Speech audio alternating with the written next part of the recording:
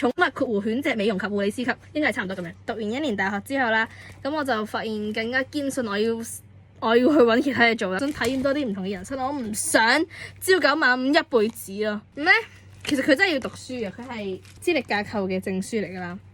咁就背晒成本書啦，一啲實體嘅課程啦，咁嗰度就有狗仔啦，跟住然之後你就喺度幫佢剪毛啊、沖涼啦、修指甲啊，指甲超難剪咯。沖涼我係要成個人咁樣成個人反落去先可以幫到隻狗沖涼，跟住腰係超級痛咯，因為嗰個浴缸好高啦，因為驚啲狗跳出嚟整親。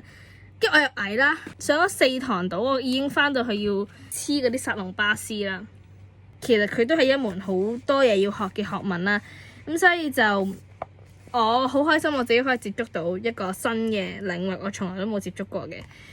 如果我真係畢完業之後，我覺得自己唔想再啦，咁我都有一個底氣去俾我去離開，放低當下所有嘅嘢，然後俾我去有一個新嘅嘗試啦。咁所以我都要考多啲證書去傍身。先攞到呢一個獎，我好感謝身邊支持我嘅人啦，因為我真係冇諗過。